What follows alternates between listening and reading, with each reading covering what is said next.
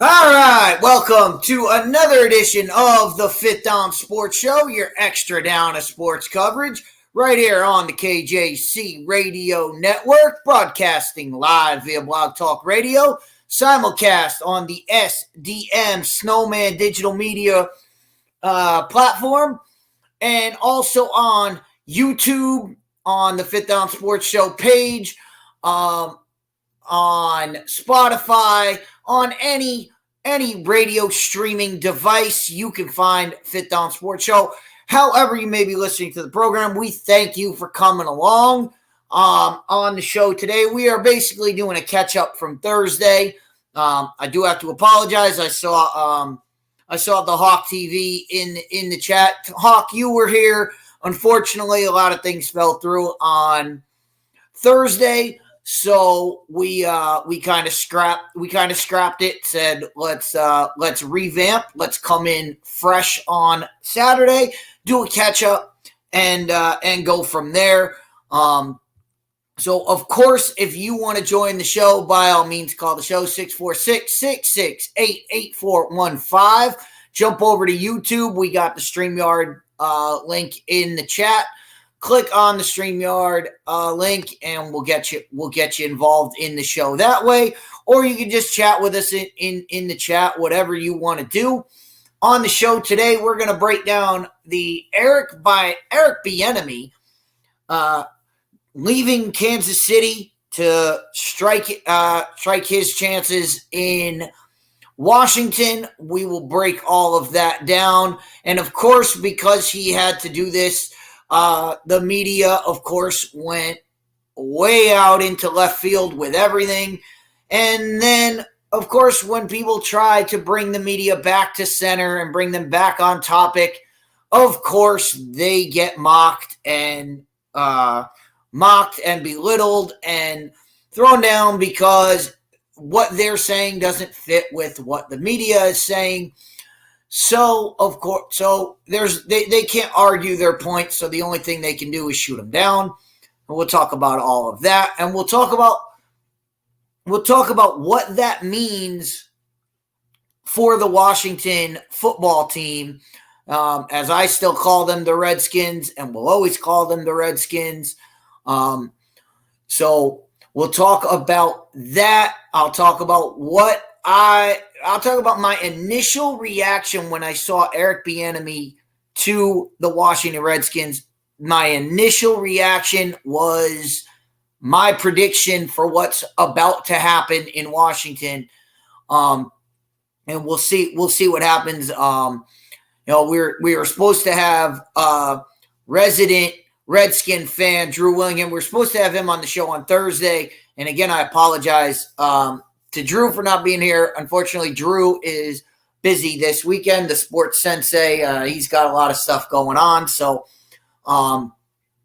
when I make my prediction, hopefully he will get back to me with his response, and we will, I'm sure Drew will be back on the program at some point, or I will be on another program with him to flesh it out. But we will get you Drew's response to what I am going to say. And of course, the Hawk TV, another Redskin fan. So hopefully he'll check this out and we'll get his response, because that's what we're here for.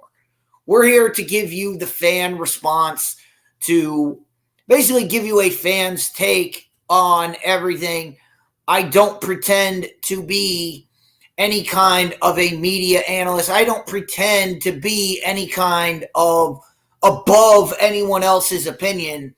I'm just here to give you the news of the day, my thoughts on it, and where I think this is leading and why it's important. So we'll get into all of that. Of course, we'll talk about All-Star Weekend in the NBA, which was, to me, it was an all-out disaster. If you heard the show last week, you know All-Star Saturday, I was out watching Ant-Man, and then I was doing the show last Saturday night with cousin Brianna. We were doing the Ant-Man 3 breakdown and the Super Bowl breakdown.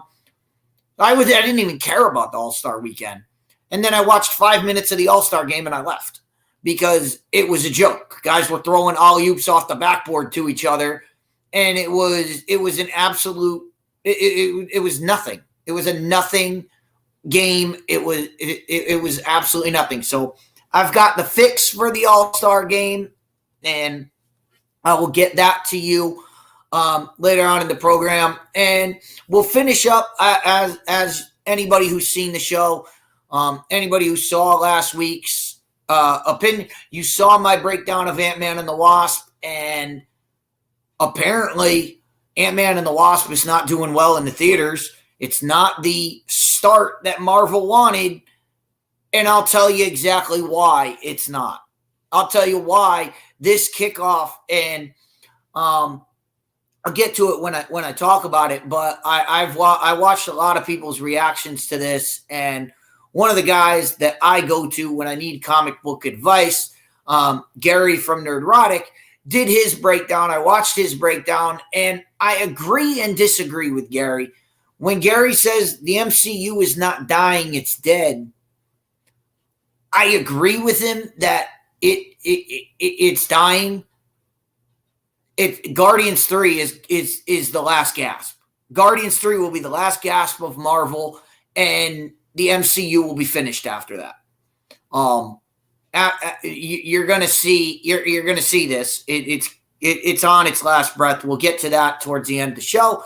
Of course, if you want to interrupt us and do whatever, talk about something else, you want to jump in on a topic that we're talking, by all means, call the show, 646-668-8415. Jump in on YouTube, jump in on the chat, jump in on the live stream. Whatever we got going on, we know that you know this show. You know it's for you guys. If you, go back to the show 2 weeks ago. I wanted to talk Velma and the NFL playoffs. We had a caller call up, wanted to talk Jets football. We ended up talking Jets football for an hour. So that's how this show works. People, I go on other shows. I was on Snowman earlier this week. I have, I do Rod and the lunch. I do Rod and the Lunch Crew when we do that. And they say that I'm the host of the show. I always say I'm the purveyor of the show. The host of the show is you guys. I'll talk about whatever I want to talk about. But if you guys call the show and you guys want to talk about something else, by all means, bring it on. That's what we're here for. We're here for you, fan. This is a show for fans to get their opinions out, to get their frustrations out, to get their thoughts, make their thoughts heard. That's how this show was built. That's how this show will always be. Okay? It's never going to be, all right, this is what I'm talking about, and this is it. If you call up and you want to talk something else, go find someone. No. If you call up and you want to talk Cleveland Browns football, we'll talk Cleveland Browns football. If you want to talk Cleveland Cavaliers basketball, we'll talk Cleveland Cavaliers basketball. If you want to talk Utah Jazz, let's do it. So that's how we do it. That's how we run the program, and that's what we got going on. But until we get interrupted, we're gonna do our thing. And I got some tidbits to show you guys, so it'll be cool. So we can get this thing going. But anyway, that being said, let's get to the Eric Bieniemy story, and let's talk about this. So Eric Bieniemy, offensive coordinator of the Super Bowl champion Kansas City Chiefs, decided he no longer wanted to be the offensive coordinator of the Kansas City Chiefs, and he would rather be the offensive coordinator for the Washington Commanders / Redskins, however you want to call them. I don't really care. I will still call them the Redskins, and they can deal with that. But so he decides to go there, and you think, oh, that's it's an interesting move, because he's going from offensive coordinator of the Super Bowl champions to offensive coordinator of a team that their offense was woefully inept all season. And it'll be interesting to see what Eric Bieniemy does. And a lot of people, of course, that's where the story should have ended, with Eric Bieniemy is moving to Washington. He gets out of the shadow of Andy Reid. He gets out of the shadow of Patrick Mahomes. He gets away from all of that. And we'll see what Eric Bieniemy can do with Washington, whether he goes with Sam Howell as quarterback, whether they bring in another guy at quarterback, whether they draft a quarterback to fit his system, and seeing what while that should have been the conversation, that should have been what everybody talked about.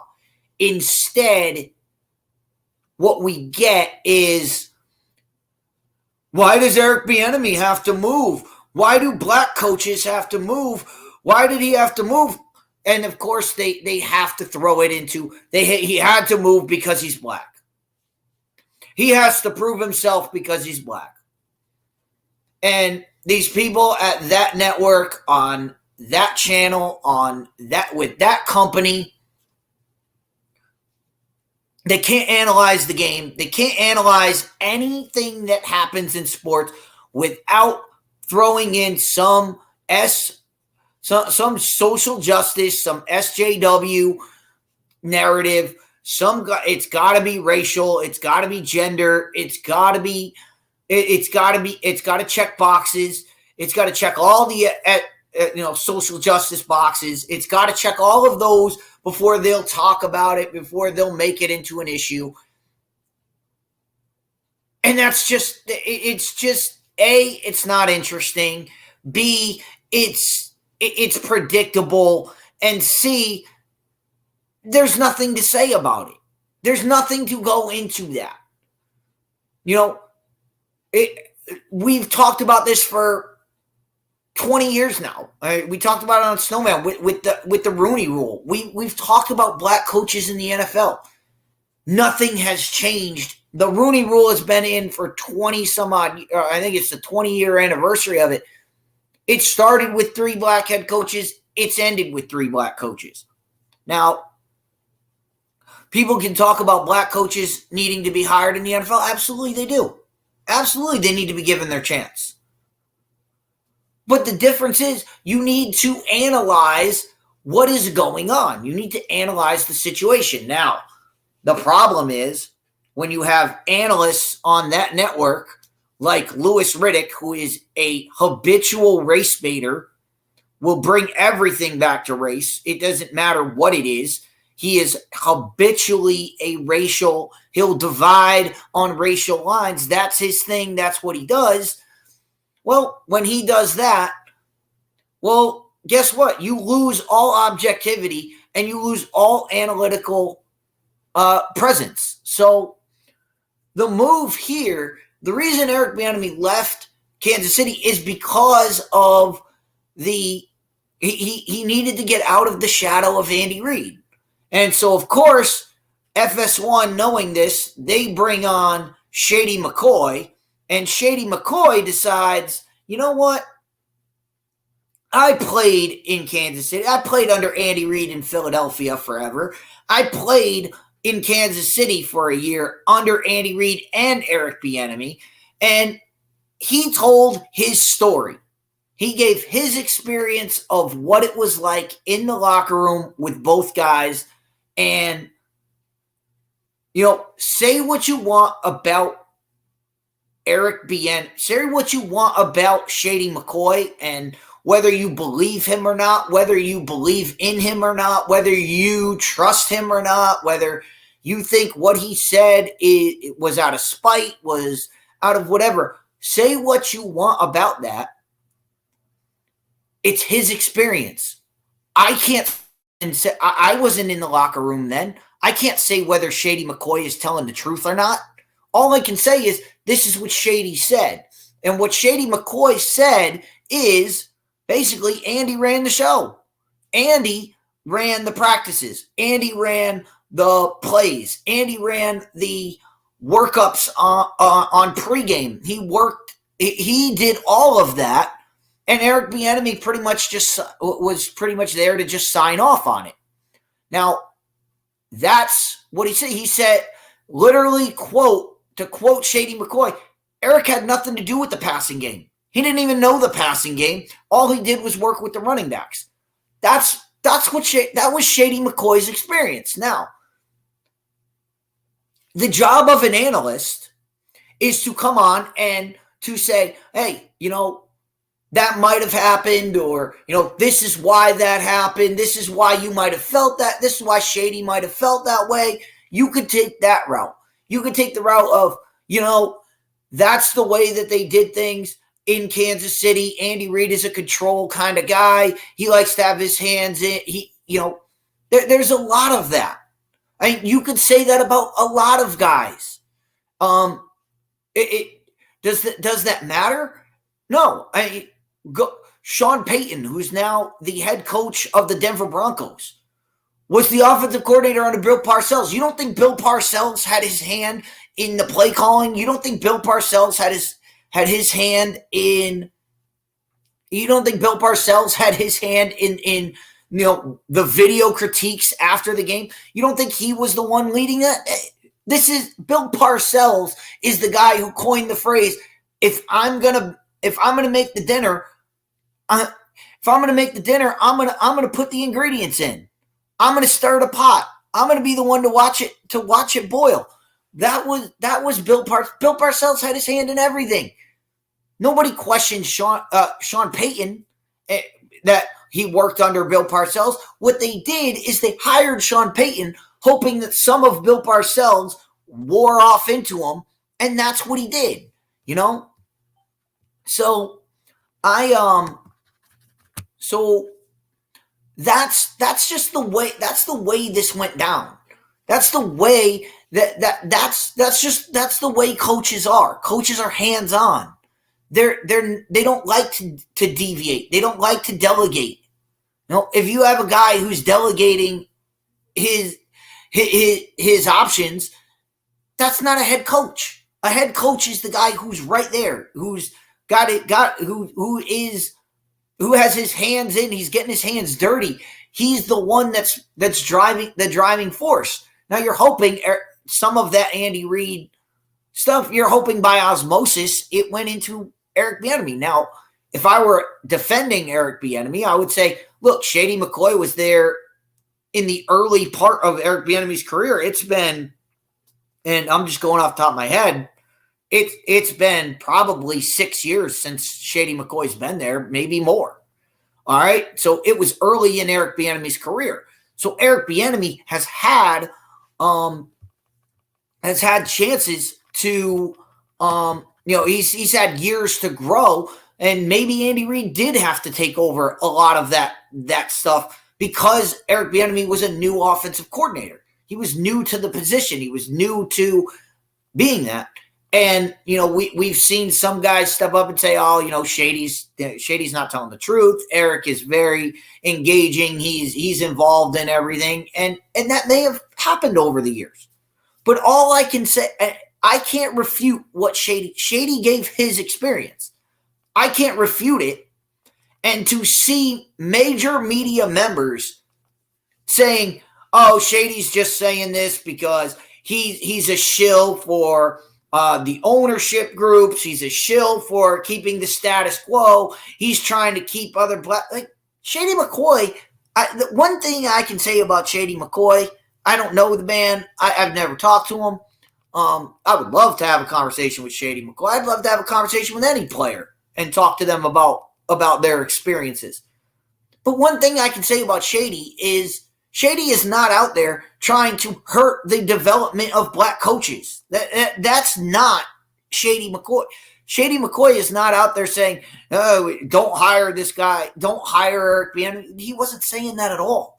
What he was pointing out is, and when everybody said, well, why does he have to prove himself? Shady gave you the reason why he has to prove himself. He has to prove himself outside of the shadow of Andy Reid. And for this, I said this, I've said this on the program for a long time. I read reports years ago after the Chiefs won their first Super Bowl. I remember there were reports of why isn't Eric Bieniemy getting hired, and there were unnamed sources. So you take that with a grain of salt. But there were sources that were saying he didn't interview well. he didn't attack the interview process in the best way. Now, that was his first time going through that gauntlet.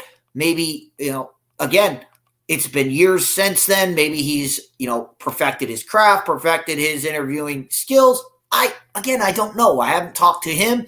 I haven't talked to anybody that I don't have firsthand knowledge of this. But all I can say is what I was reading at the time. I was reading his interview skills were not up to the level that the people interviewing him wanted to. And that was a reason. So what Shady McCoy said kind of fits that mold of, maybe he didn't have a grasp of the offense at that time. And I'm sure working under Andy Reid, I'm sure working with Andy Reid and just being around Andy Reid, you're bound to pick up some of that stuff. So I'm sure Eric Bieniemy has gotten better at all of that, and we will see what happens in Washington. But now to the real situation here. The real situation is, why did the media and why do media members, why did they feel, especially at that network run by that company, why did they feel they had to attack Shady McCoy? Because what Shady McCoy said did not fit the narrative of, nope, the only reason Eric Bieniemy is going to Washington is because of his race, because it's racially motivated. It's a racial thing. And because Shady McCoy did not fit into that narrative, they have to dispute it. They have to shoot it down, and they have to do things based on that group. Let me just say something here. And it looks like we got Cool McCain on the line, Eagles fan. And of course, he, being an Eagles fan, knows it has a very intimate relationship with one Shady McCoy. So let's bring him on the show. And there we go. Chris D, what's up, man? What's going on, Cool? Be safe driving there while you're on the show with us. Absolutely. So yeah, we're talking about your boy, and I know you have some strong thoughts on Shady McCoy and what he said. And just to give you my thoughts are, I can't confirm, I can't deny what he said. All I can do is comment on what he said. And what he said is Eric Bieniemy was a silent guy. He was not the leader of the meetings. The meetings were all run by Andy Reid. That fits the criticism that has been of Eric Bieniemy. What are your thoughts on what Shady said and on Eric Bieniemy's move to Washington? First of all, Shady McCoy has been shown to be a shady individual, right? He kind of says some little sneaky, slight things that he feels a certain way about you. He lets his emotion get into the facts sometimes and, kind of make what he says sound a little different. So I'm going to go with that first, Also with Shady, man, I'm not 100% confident that what he's giving is real. 100% what happened. It may be his truth. It may be what he feels. But we've had other players that played for the team longer, that were with Bieniemy more, that say, nah, that's not what happened. Bieniemy was a guy that, did some of those things. Obviously, the word that's out there matches what McCoy is saying. So it's kind of funny that McCoy is the one that's coming out saying, oh, he didn't do this, he didn't do that. But guys like Tyreek Hill, who was there a lot longer, Jamal Charles and different players are like, nah, that's not what was going down, bro. He was definitely a part of that. And, he was coming to us. He was helping us make adjustments on the field and doing different things. So if I've got more people saying what you're saying is not true, that were there longer and probably are a little bit more from what I've seen from him and what I've seen from them, likely to just, hey, this is what it is, and not have a personal issue with somebody for whatever reason. Because keep in mind, Bieniemy was a running backs coach before he was an OC. So, and one of the things Jamal Charles said was he does come down hard on the running backs because that's his expertise. He's getting at you. So maybe he got at McCoy, who, if I recall correctly, when McCoy played for the team, he was pretty much doing the same thing we're doing, just sitting on his butt. He wasn't on the field. So maybe he feels a little bit shady because of that. But, if that's how he feels, whatever's whatever. But I fail to believe that Eric Bieniemy has nothing to do with the process, doesn't speak up, does none of these things, and someone else is going to hire him as an offensive coordinator, right? Does he do everything? Probably not. I've seen times when I watch Chiefs games, and I've said this on several shows, where the Chiefs are on offense. It's not the first scripted plays. Andy Reid is staring over there like he's thinking about a cheeseburger, a hot dog, a cheesesteak, or whatever, and the enemy's over there with something over his mouth talking. So I don't know who he's talking to. Apparently he doesn't call plays, but it looks like somebody just called him some of the plays. The reason I think Eric Bieniemy doesn't have the job, straight up, is because Andy Reid did not vouch for him. Doug Peterson got the job with the Philadelphia Eagles with the same narrative because Andy Reid vouched for him. Right? Matt Nagy got a job because Matt Nagy got a job. Brad Childress got a job. There are guys that have worked under Andy Reid that have gotten jobs. Why? But again, again, and I don't disagree with anything that you said. And by the way, Rod, welcome to Rod from the Rod Uncensored podcast. Rod is on with us as well. So the reason, you could make up a list of reasons, and there's, I could list probably 5 or 6 reasons why, and to say that it's all this or it's all that is absolutely ludicrous. We know it's a mix of everything. It's like, all right, he's unproven as an offensive coordinator. He's been under Andy Reid. There's criticisms about him. Like I said, I was hearing back when he first interviewed, I was hearing he did not interview well. And what that means, I have no idea because I was not in those meetings. These are situations that I can't confirm or deny. All I can do is repeat what other people have said. But what I'm getting, and what really got me about this story is immediately when Shady McCoy says this, it's, oh no, it's none of that. It's just because of the race thing. It's 100% race, and that's it. And I'm like, all right, race is a part of this, and I'm never going to sit here and say it's not. But it's not the overall drive. It's not the overall driver. There's like 6 other things that, and I want to get Rod's thoughts on this real quick. Rod, what are your thoughts on the Eric Bieniemy situation? And the media reaction. I'm similar to what Cole is saying, right? Cool's saying. When you think about it, is like, look at Joe Judge. Was Joe Judge qualified for that Giant job? You understand what I mean? And look what happened. This is what happened when unqualified people get jobs, and everybody sees. That's the one thing. Like, owner, we say it's a copycat league. It is. It's a copycat league with everybody. They look at those jobs and they say, we can't take a risk on an unproven guy because we'll be like what the Giants were. And you see what happened. So it's all about that cosign. It's all about that cosign of a guy who was not ready for the job, got the job, and the team tanked. But it's like every year. Oh yeah, but till we get to some, cool. This is how I honestly feel. Till we get some ownership and teams on the NFL team, nothing's going to change in the interview process. Because if Deet's a Catholic man, he's going to try to look out for another Catholic man. I'm not trying to play the race card, but it's systematic where they don't think about a black interviewer. You know what I mean? They think about themselves. So till we fix that process owning the team, nothing's going to change. I don't care who you bring in. Yeah, and I mean, to sit here and say it's about success and all of this, there's been no better successful coach in the league than Mike Tomlin.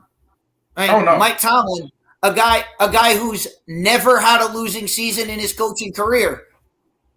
His race never comes into question, never comes into it, and nobody ever goes. Whenever anybody goes, oh well, black coaches don't succeed in the NFL. I'm like, look at Mike Tomlin. The guy's never lost. Never had a losing season. When he was in Pittsburgh, those first few years, there was a lot of rumblings about you're going to bring in a young black coach to coach the Steelers, and you think he's going to win. So there was a time, right? When his race was. But that's what I'm saying. But that's what I'm saying. They brought all those questions.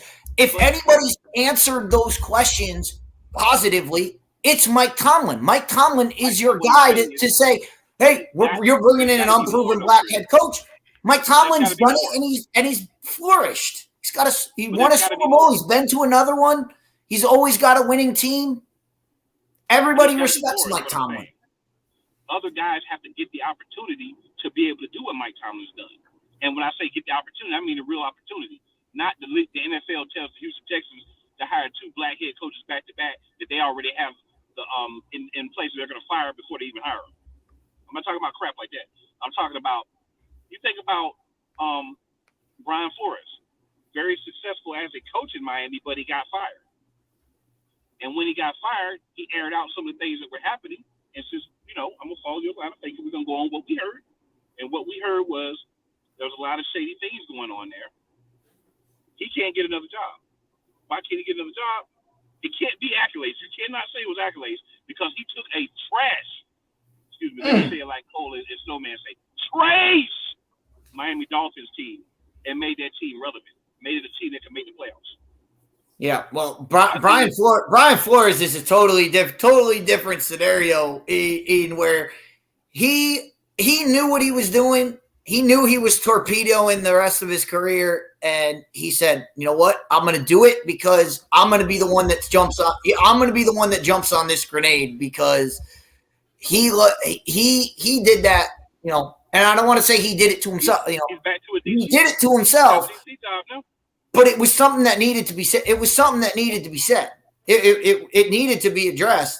He addressed it, but there's no way the NFL office would ever let him back on the sidelines. But they cleaned it up by hiring a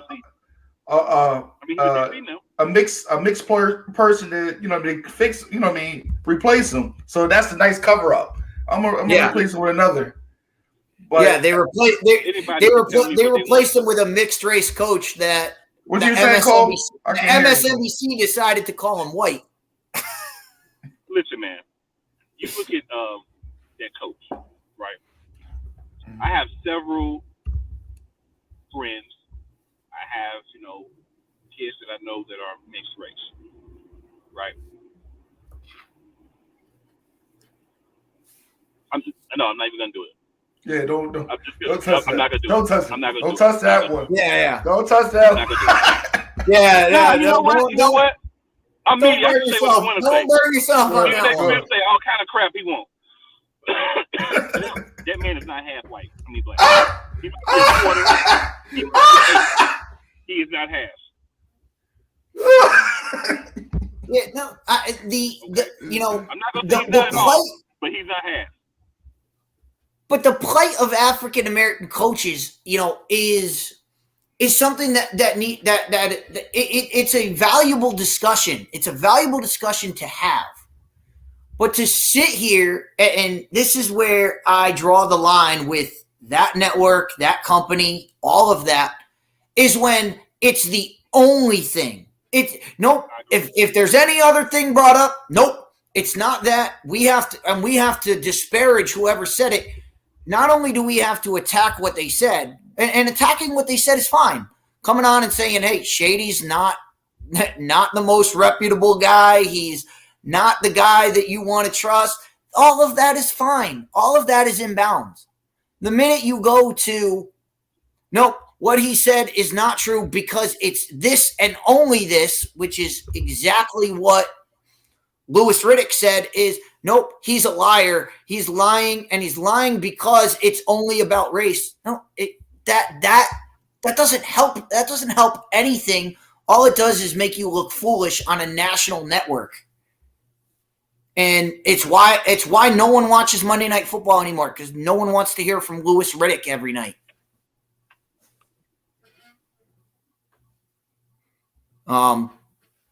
So that's yeah.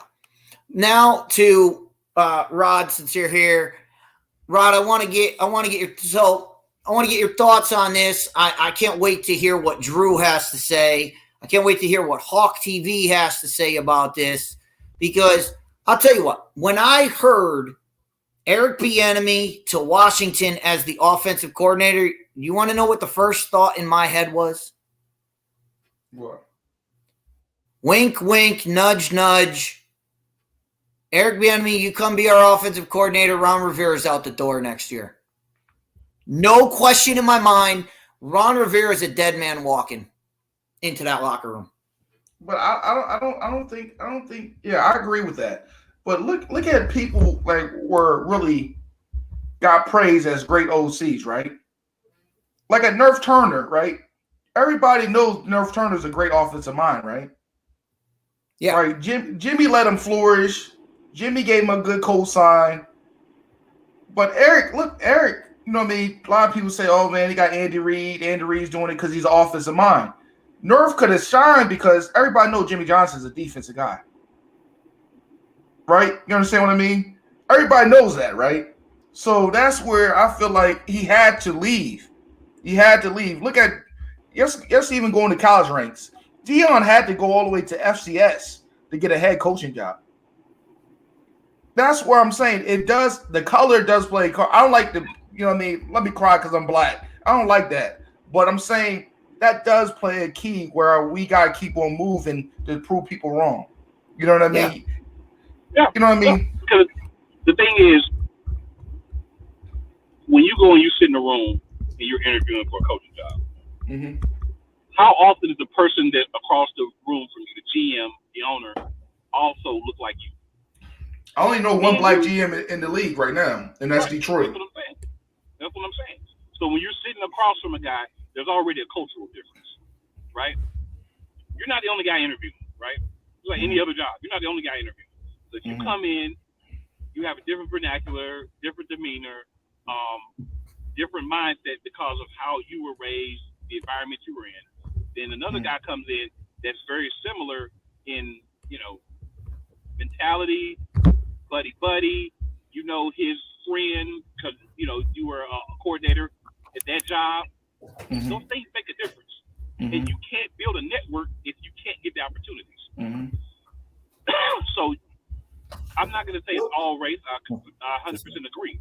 But a big part of it is race, because the race is the difference in how we look. Mm-hmm. And that cosign is important too. Yeah, if Chris Deeks is interviewing me, I don't feel like it's any different, right? Mm-hmm. But Chris Deeks is sitting up here with us. He's not the one that's doing the interview. Yeah. And then those general managers, they have to answer to their boss, the good old boys, who own almost all the teams. Mm-hmm. So that's the thing. Until you can get people of color, not just blacks, but people of color in positions that are decision makers, and they really get a fair shot, and you look at the person and you don't see black or white, but you see what they can do. That's when it'll change, and that has not happened yet.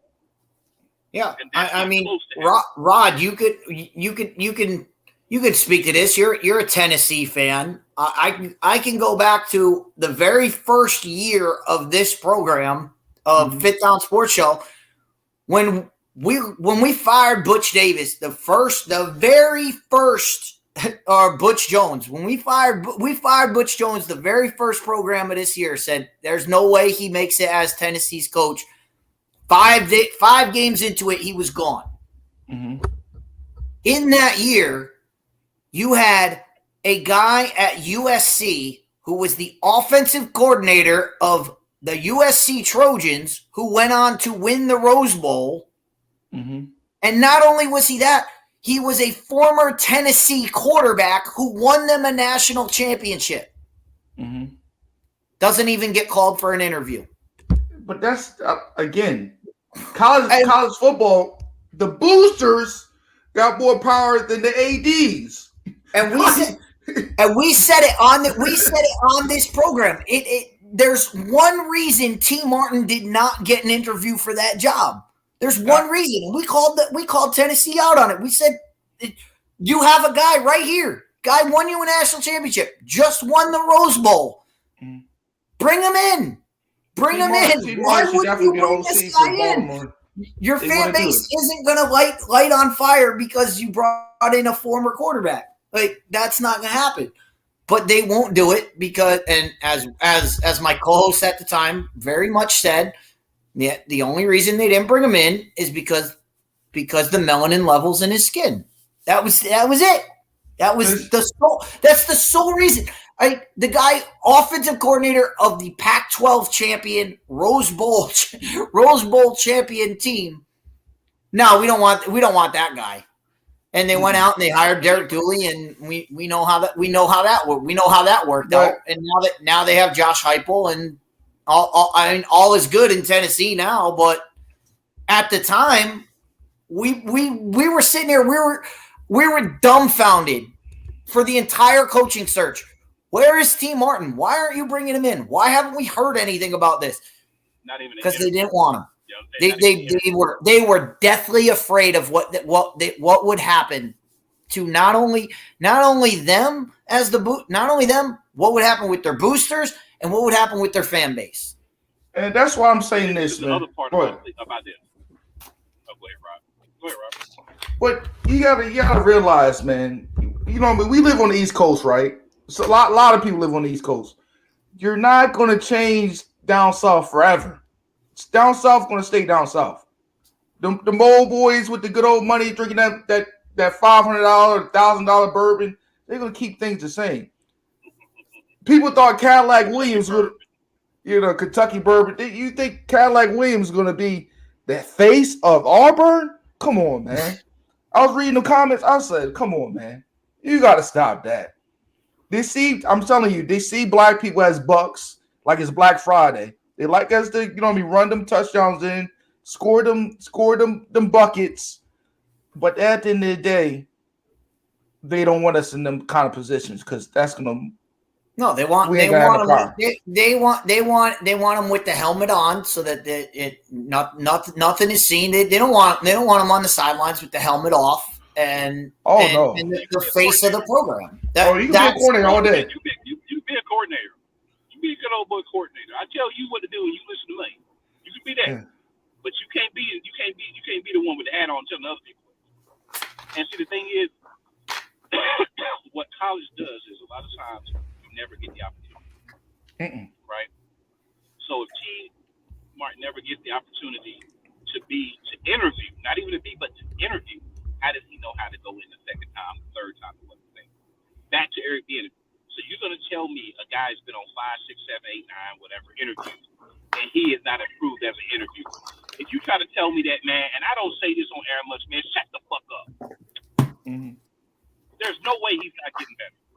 There's no way if there was a problem, interview 1 or 2, he ain't looked back on that and said, all right, first couple of interviews, they asked me these questions, and when I answered it, I wasn't really prepared, so I'm a little shaky.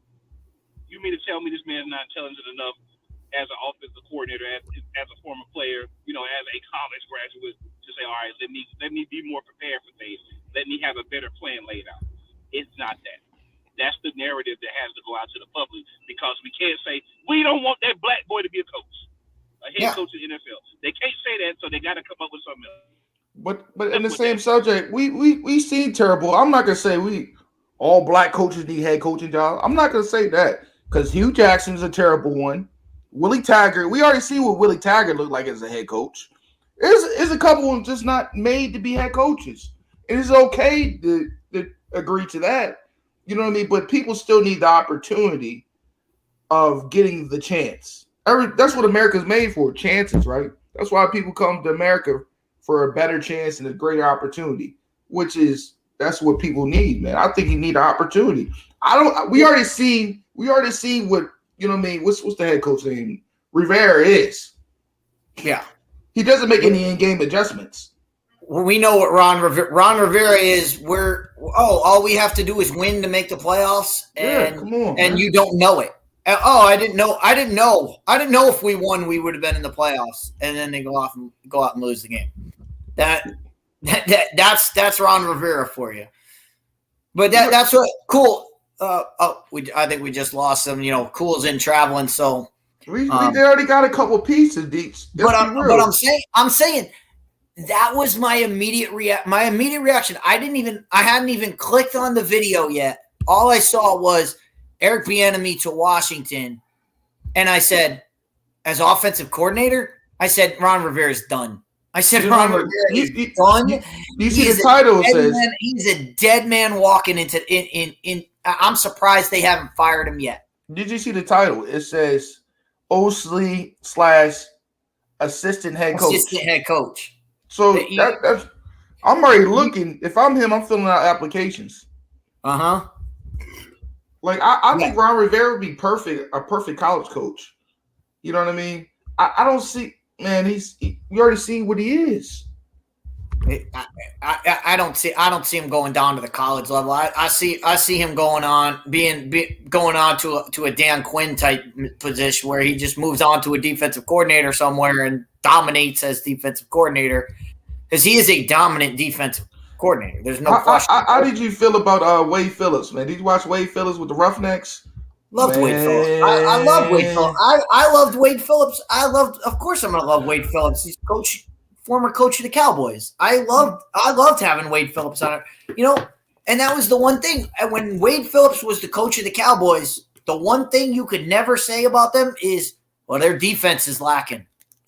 Because their defense was stacked. Their defense was stacked. Then the minute Jason Garrett takes over, all of a sudden, the defense – man, this defense is trash. And I was like, well, yeah, because they don't have Wade Phillips. They don't have Wade Phillips there. They don't have a defensive mind. You saw that for years on end about the Cowboys. And then what happened? They get Dan Quinn in there, somebody who knows how to coach defense. And look at the last 2 years. Cowboys defense has gone up. That's what happens when you get these defensive guys in positions. But that's what cool. I'm glad you're back. I wanted to get your thoughts on my thoughts, because my first thought of Eric Bieniemy to Washington was Ron Rivera's dead man walking. Oh, see, we'll get him back in here. But I just that it just makes too much sense. It just makes too much sense. I'm pretty sure there was a wink, wink, nudge, nudge, like. Daniel Snyder said, "Hey, come on over, be our offensive coordinator." And when we make the move, you're the head coach in waiting. That's you know what I'm thinking though. I think if they get off to a rough start, I would not be shocked if he's fired in season. I wouldn't be surprised regardless, man. I think this has been set up a long time coming. During the season, I think he's gonna get the job, but it makes sense though. You got some weapons on that offense. You got Scary Terry, you got Samuel, you got that tight end's all right. You got a hell of a running back room. This makes sense. You know what I mean? It makes sense. It good does. Defense. Yes, they got Jahan Dotson, who tore it up as a rookie. They've got weapons there, so everything is there for him to succeed. The question is who's going to be under center. And that's always been the question in Washington: is what's happening under center. I think you're going to have to go with Sam Howell, or Heineke. I think based off what we saw last year, based off that one game. You gotta go with Sam Howell, and you gotta see. If I'm Washington, I've seen talk of this where Washington will draft a quarterback. If you're Washington, you need to bring in a veteran backup, a veteran guy to be the backup. Now, who that is, I have no idea. I haven't looked at the free agent market, but you need a veteran backup guy. not a guy who's been a starter and now is going to be the backup. You need a guy who's been a backup quarterback for multiple organizations, knows what the backup quarterback needs to do, a guy who can teach Sam Howell, a guy who can be in the ear of Sam Howell, and Sam Howell doesn't have to be looking over his shoulder like, if I make a bad play, this guy's coming in. A guy who Sam Howell's like, a guy who you feel comfortable, Sam Howell goes down to injury, we feel comfortable sliding this guy in, but he's also a guy who will not threaten Sam Howell, whereas people will be calling for him after game 2, if things go badly. So that's what I would do if I'm Washington. But it's also reports saying Washington's trying to throw their hat in to get Lamar Jackson. I've been hearing about that. I've been hearing about the Ravens trying to make the move. We've been hearing that we've been hearing that for years on end. Again, I've stated myself on Lamar Jackson. Lamar Jackson ain't going anywhere, and the Baltimore Ravens will be stupid to get rid of him. I'm getting the picks. You can give me some picks. Give me 6 number one. Give me number one and a couple picks, a slew of picks. I'm taking that. You've invested.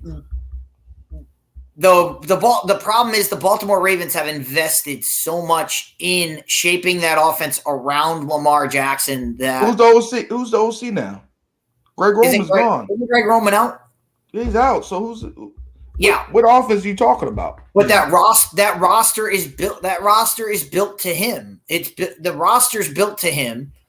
John Harbaugh is tied to him, and you have him under contract. You have him under contract and under a. You have the ability to franchise tag him. The last thing you want to do it 2 times. Is let him go somewhere and have him blow up, and then everybody's going to look at John Harbaugh. They're going to. Greg Roman's already fired. So that doesn't make a difference. But everybody's going to now look at John Harbaugh and go, well, why couldn't you do this with this guy? So, yeah, the Ravens would be stupid to let him go right now. And you said, if they're going to trade him, it's going to be for at the massive amount of draft picks that you can do. I know in the NBA they have a cap. Like you can't just trade like 5 years you can't trade 5 years worth of draft picks to get a guy. I don't know if the NFL has that same. I think they have a rule, something like that, where you can only trade like 2 years out. Like, is that enough to get for? Is that enough for the Ravens to make that move? I'd have to analyze how much is on the table, but as of right now, no. I'm sticking. I'm running one more franchise year with Lamar Jackson, and then if he wants to come back, then you can let him go, or you can trade him, or do whatever you want to do with him. But yeah, I just don't think it's a good move for them to prolong this. Like you said, one more franchise tag's cool, but if you can't work nothing out, let him be a free agent. Because I know they bought. When the last time Baltimore gave Joe Flacco back in the day, what, $108 million? You know what I mean? Yeah. After Super Bowl MVP, they made him. They made him a rich guy, and the funny thing about that is everybody was like, "What are you doing?" Right. And the funny thing about that is the way they made the Super Bowl was on the luckiest play of all time.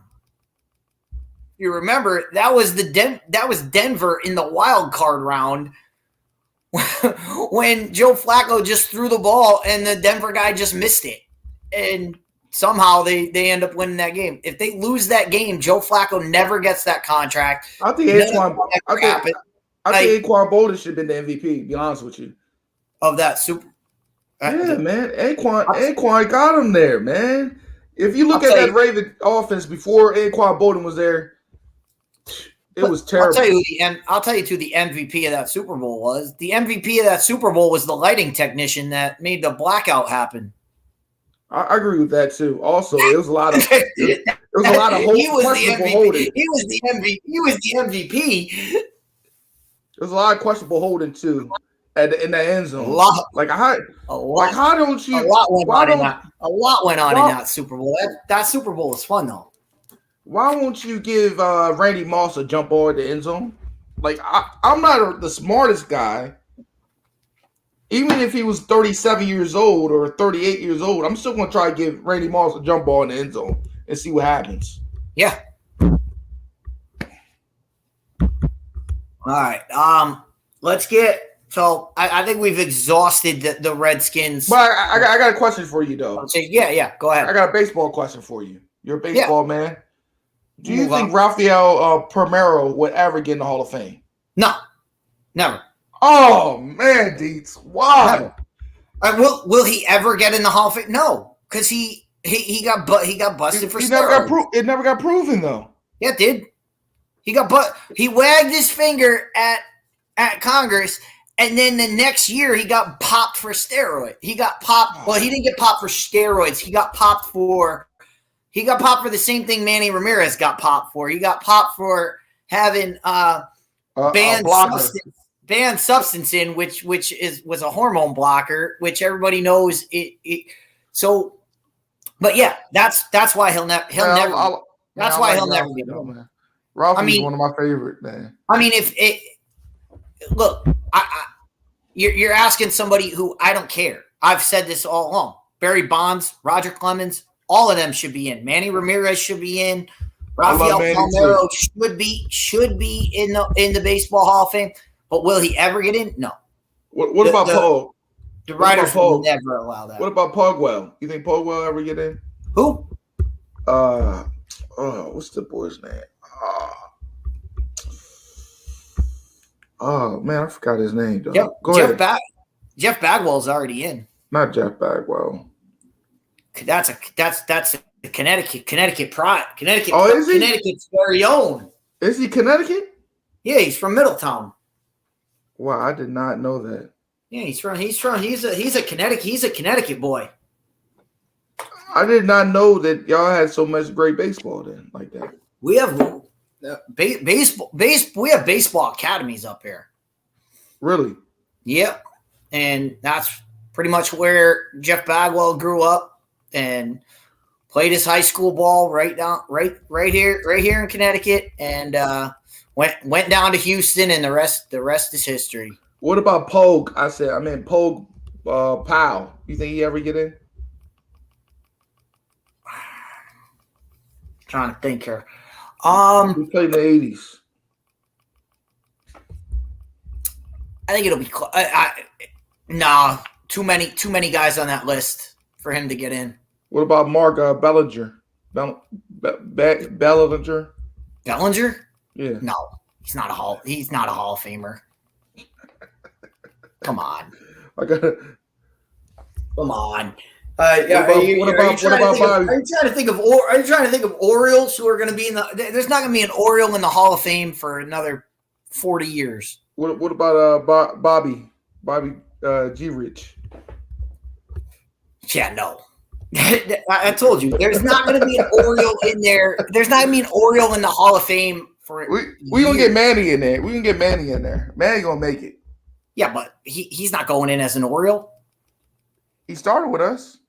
Yeah, and he's not going in as an Oriole. There's no doubt in my. What do you think he was going as? He's going in as a he's going to go in as a San Diego Padre, and there's no question about that. Oh man! Especially the way he's playing in San Diego right now. The reason he's making the Hall of Fame is going to be because of what he's doing in San Diego, and he's going to be there for a long time. He's got a long contract. Did Miguel get a chance to get in the Hall of Fame? Miguel Tejada? Yeah, Tejada. Is he in there? It's going to be close. It's going to be close. It's going to depend on who's on the ballot with him. Oh man, he could smack them. Hey, he could smack it. He could smack it. He's going to be a close one, but I don't think so, because I think guys are going to come on the ballot against him and you know how baseball is not, we're going to put this amount, like we're going to put guys in. Mm-hmm. Baseball is you have to get the right percentage just to get there. And if there's 5 other guys on that list that are ahead of him, he's not going to get enough vote. He's just not going to get enough votes. Man, DC was a hell of a player. It's going to be a problem. That's going to be a problem for him. Hey, you know what I thought about though, D? Just while you off the rail a little bit, I am so happy for the MLB and MLB The Show to put the Negro League into the game. Like, I think this is the greatest of all time because it was people that were better than Jackie Robinson that never got a chance. Oh, yeah. You know what I mean? And people don't talk about them players, right? And I'm like, man, it was players better than Jackie. We've known that forever. I mean, that is pretty cool. That is cool that MLB does that. And I got to tell you, MLB The Show is one of the best sports video games. One of the best sports franchise game. I mean, year after year after year, MLB The Show is awesome. Well, yeah, I think it's the best. I think it's way better than Madden. It's way hard. It's way better than that. Even on easy, it's hard to hit a pitch. You know what I mean? They make it that game. They make it so realistic. It's hard to hit. Like you're not hitting 500. You're not hitting 500. No. And there's no trick to it. When you talk about, and we'll go into some sports video game stuff here. When you play Madden, all you have to do is learn the trick. All you have to do is learn. There's always built into Madden, there's always a glitch. Mm-hmm. And all you have to do is find that glitch and you can run and your play will work every single time. And a lot of mush routes, cross routes, you're good. And they never that's the one thing that I've always hated about Madden is they never adjust. The computer never adjusts. You can run the same play every single time, and they never adjust to it. No. And that's the thing. Like when you're sitting there calling plays, and I'm like, all right, well, I'm gonna run the smash route here, and it's wide open. I'm like, all right, throw that. All right, run the smash route again, throw that. All right, now I'm going to run the deep ball, and they're going to jump on the smash route, and I run it, and I'm like, nope, they're covering the deep ball. I'm just going to throw the smash route again, and it's just that you just do the same thing over and over and over again. That's all Madden is. Yeah. That's why I don't even play Madden anymore. Like when I play seasons, I just simulate every game because I'm like, if I play the game, it's going to be a disaster. So I'd rather just do the franchise stuff and then go through. But that's why I stopped. That's why I stopped playing Madden. I stopped playing Madden a long time ago. Man, cheers to Hogwarts winning selling more video games. 850,000. Yeah. 850,000 copies, the largest selling video game of all time. That came out when I was a little lad. That came out, I remember when that book came out. And we talked about this a little bit last week. The whole reason that came out is because people came out to boycott it, and half the people that are buying this game don't even like Harry Potter. They don't even care. They bought it just to spit in the face of the people that tried to boycott it, which is awesome. But how do you feel about them trying to bring the original cast for one more movie? No. How do you feel about that? I'm a Harry Potter fan. Harry Potter is done. Like I'm tired of it, man. The whole Harry Potter scene is done. Now, if you want to add to the story, if you get the okay from J.K. Rowling to add onto the story of, well, this is if you wanted to do something like they've done with Star Trek, where they've done like the next generation, if you wanted to do Harry Potter, the next class, that would be something cool. That would be something I would be in. Mm-hmm. I would be into that. I would not be into bringing, Daniel Radcliffe back, bringing Harry Potter. Daniel probably older than me, man. He's probably late 30s. If you brought them back, they would have to be the ancillary character. Like they would have to be like just show up, do something to inspire the new class, and that's it. They can't be the focal point. Their story has run out. Their story is done. It's tied up. It's nice. It's all set. Leave them where they are. If you want to add to the lore, fantastic. I'm in. But if you want to add them into it, no. They're done. Did you watch the Wednesday series on Netflix? That's pretty good. I did. That shit's pretty good, though. I did. That show is awesome. I'm and my favorite part of that show of Wednesday was her teacher is Christina Ricci, who everybody knows is the original Wednesday. So it was cool to have her in the show and be a part of it, and then see that the new girl plays Wednesday perfect. She's great. She's great. She's great and plays that role perfectly. I'm all in. I've always been an Addams Family fan. Yo, do you remember? Like a lot of people don't understand though, Deets. You're 40. I'm 30, but I remember watching the Monsters, the black and white Monsters, the Addams Family black and white. You remember that? Yeah. You know what I mean? That's when we had you got the Munster. Yeah, the Monsters. Yeah. You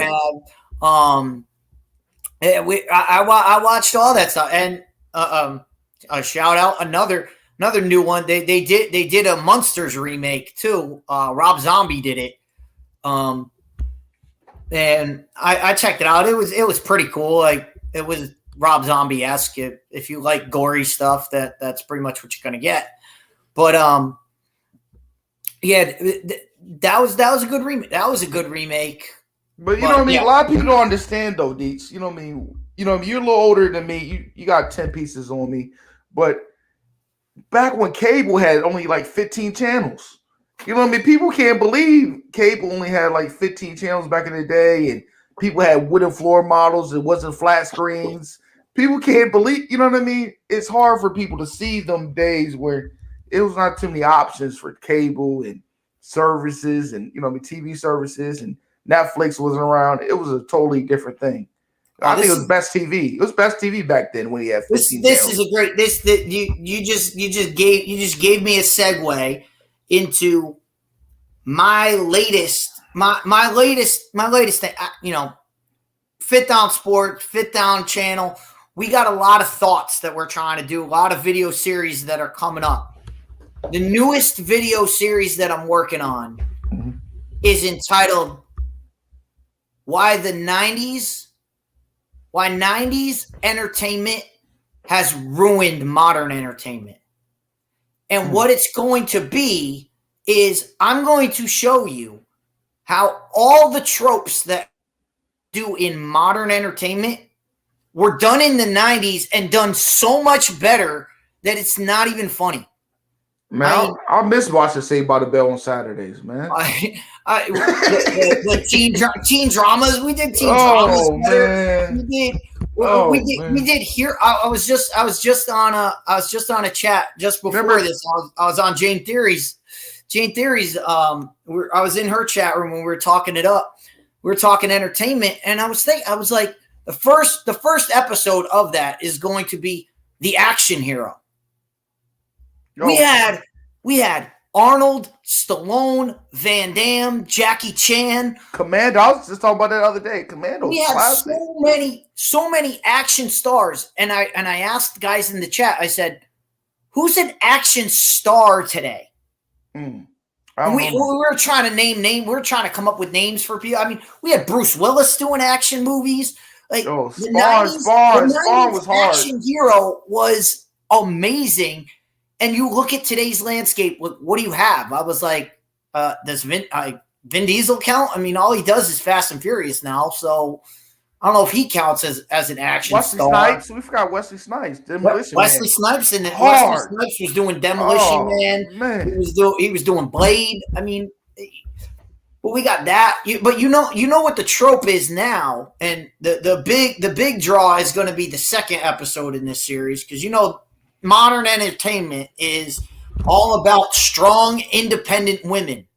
That's why I got mad about. I had to leave Star Wars alone, man. Mm-hmm. I had to leave Star Wars alone. I had to leave. I'm interested for Star Trek with the bringing back Patrick back. I'm gonna watch that. But you remember, but this is what really got me thinking about this. Is that's the thing that people are trying to do is women-led shows.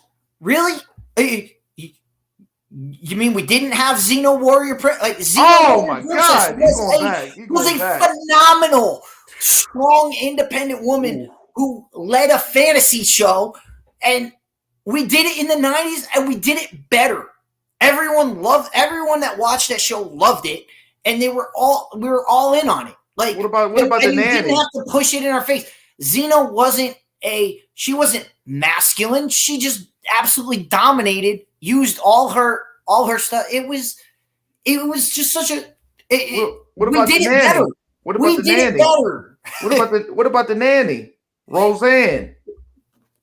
You know what I mean? Roseanne. It's countless head women stars. You know what I mean? Back in the day, like I just don't like too much dominant stuff. Don't push agenda, man. I missed them days where Archie, Archie Bunker and be Ted Bundy. You know what I mean? Al Bundy. Al Bundy, not Ted. No, Ted Bundy. Ted Bundy was doing a different thing in the 90s. Al Bundy. Sorry, Dees. I've been drinking the Tennessee whiskey. You're getting ahead of the game on your murder show, on your murders. Al Bundy. Murder channel. Al Bundy. You know what I mean? It's been countless of. I miss that TV, but everything's so censored. We're gonna fit everybody. I don't like this, man. I really miss the 90s, man. I miss 90s music. I miss Nirvana. I got so much. I got so sickened by Green Day and groups like this, man. And Chemical Romance, all this soft stuff. Yeah. I miss the meaningful music of the 90s. It's funny. We at work we listen to certain stations every day. We listen to like a different station. Like one day it'll be like the 60s station, one day it'll be like the 90s station. We'll get the 80s mixed in. Every time they switch it over to the new new music, dude, every single song sounds the same.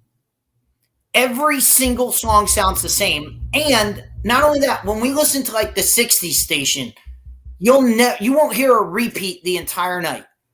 80s the same way, 90s the same way. They put the today's music station on, and we're there for 12 hours. You will hear the same songs 15, 16 times. But it's like they don't have other music to play. Like they have 15 songs and they just put them on loop. And it's like, why?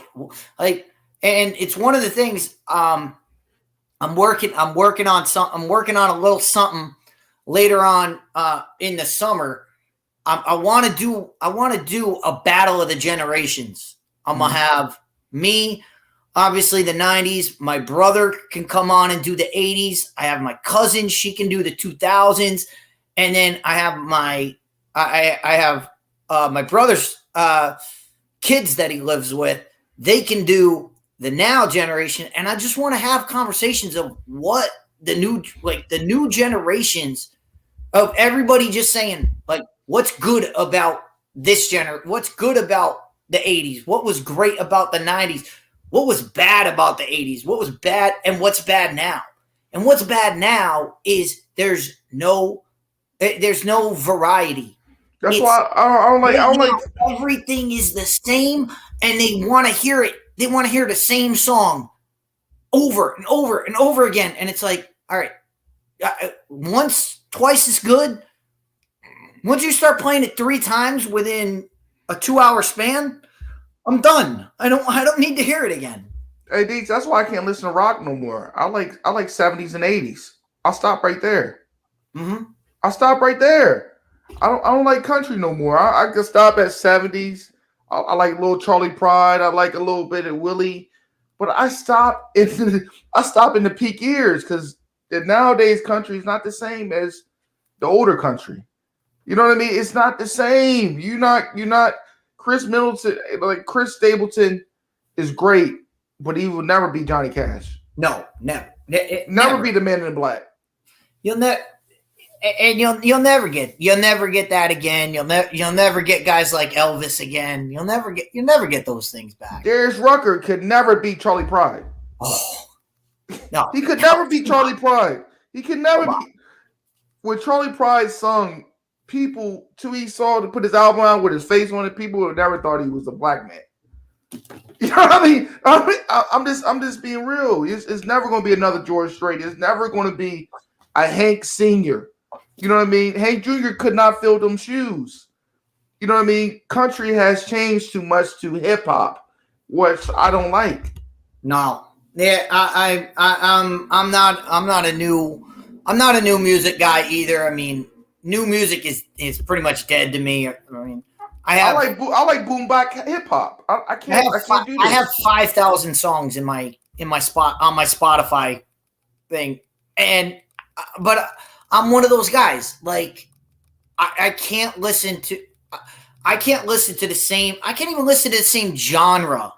Okay, like twice in a row. Like that's why I have 5,000 songs on my playlist, and I just hit, I just hit shuffle.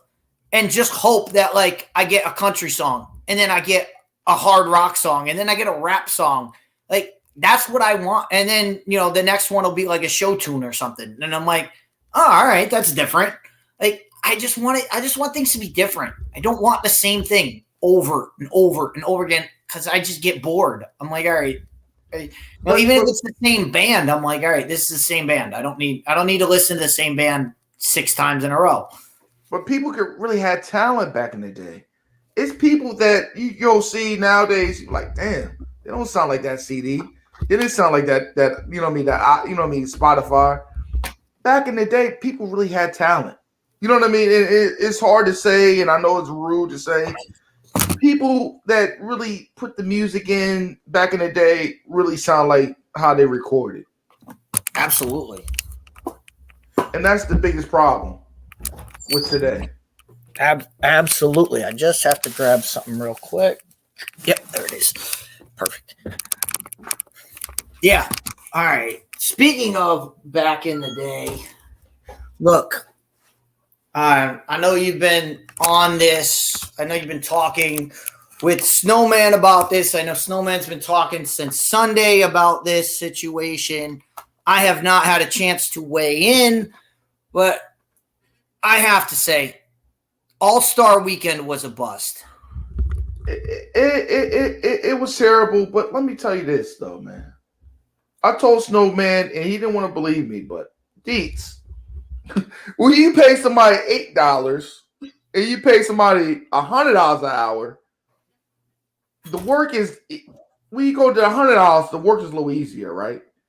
Yeah. They're not working as hard, right? No. Well, I like your analogy. Let me spruce up your analogy. Mm-hmm. When you're getting $8 an hour, mm-hmm. getting $100 bonus mm-hmm. is a big deal. Yeah.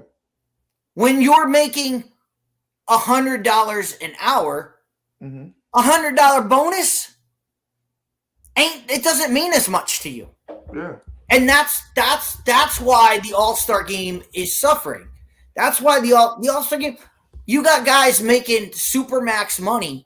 Why would they want to put their body on the line? Why would they want to put their career, their season on the line for a game that doesn't matter, and to get a bonus of, a bonus that's like, it's not even a game. It's not even a game check to them. No, like they don't even get. It's not even a game check whether you're on the winning side or the losing side.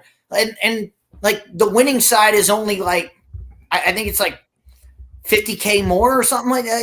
It's not even. It's like a drop in the bucket more than what they get. So it's like it's like if you get, and I don't really know the numbers, but it's like you get like 15,000 for, or you get like 1,500 for winning the game, and you get like 500 for participating. Like for an extra $1,000, nobody. You think those players? You think the players care? They don't give a crap about that. Deets, and this is what I say about this though, Deets.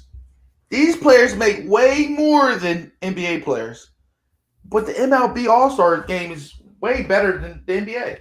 The MLB, there were. It's funny how far we've come because everybody remembers. I want to say 2001, 2002. Everybody remembers when baseball All-Star game ended in a tie, and everybody said, "Oh, this is the worst." At the years after that, MLB was the worst All-Star weekend of all the major sports. Now look at it. Now it's the best All-Star. It's the best All-Star performance. It's the most like the game, which for good and bad, I mean, the game has basically become home run or strikeout on a regular season game. That's what the All-Star game was always home run or strikeout. Hey, while we on baseball though, how do you feel about the new rules about, the extra innings about putting the player on the second base? How do you feel about that? I'm used to it. Being a softball player, I'm used to that because that's what they do in beer league softball. I'm just surprised they do it in the major league. Like, could you imagine how many bases Kenny Lofton would have been able to steal nowadays? No. Could you imagine how many bases? Put a guy on base, like, oh, shit. and I think they're gonna have to rework that because, like, if you're a manager, you need to manage that situation. If you start with a guy on second base, what's the initial thought? The initial thought is walk the guy. Walk the first batter. That way you get you get any ground ball, you get a force out at third or a double play. Yeah. And you're immediately out of the jam. So in a way, what they've done is just created a situation where, all right, you got a guy on second, fine. Walk the first guy. Hope that we can get 2 outs out of it, or at least hit the lead runner, and boom, we're off to the races. Now, that if managers start doing that and start manipulating it, they're going to have to think of some. I don't think it's going to last too long because they're going to work their way around. They're going to work their way around it and figure it out. But like I said, the Major League Baseball All-Star game is great. What I say about the NBA is scrap the game. Don't even play the game. Don't even play the All-Star game. What you do, look, I went to basketball camp for many, many years of my life. Probably there was one summer I went to 3 basketball camps in that whole summer. Mm-hmm. All right. There are so many basketball games that you could play. And here's what you do.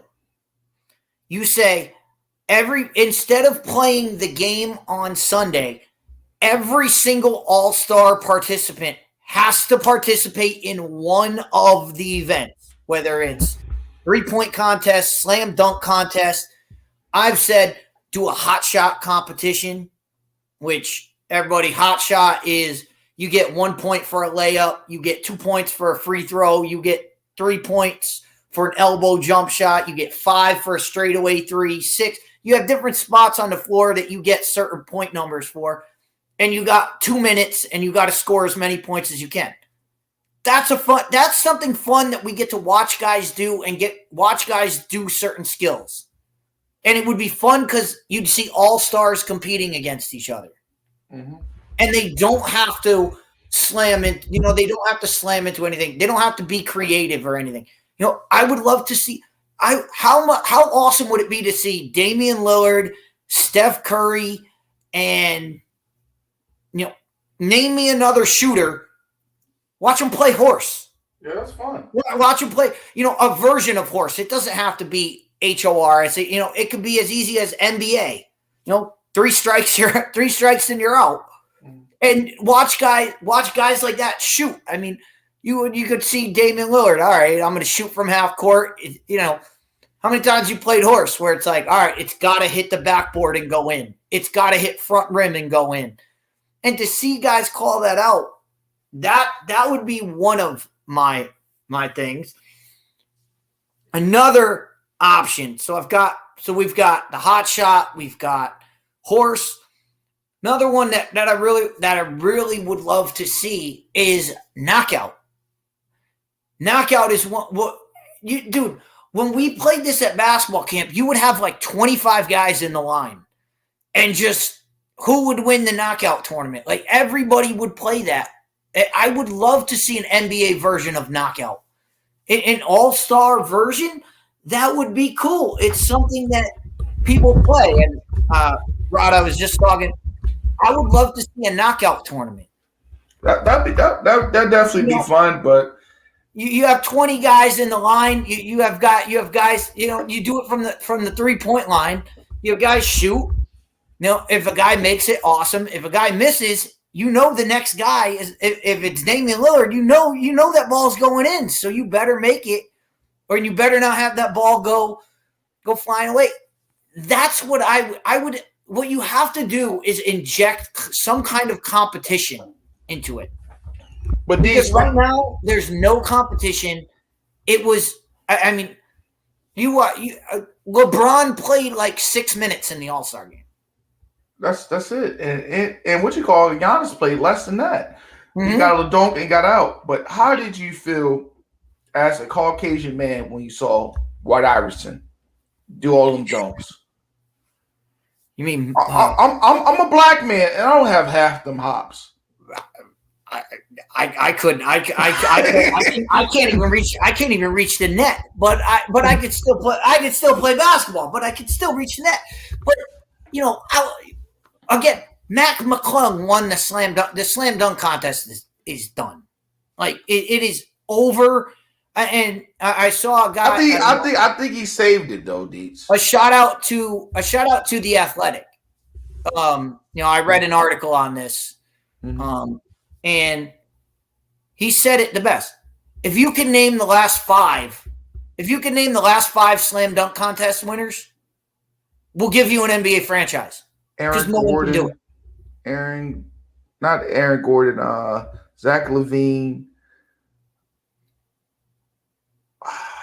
There's the guy from what you call him one? Orlando.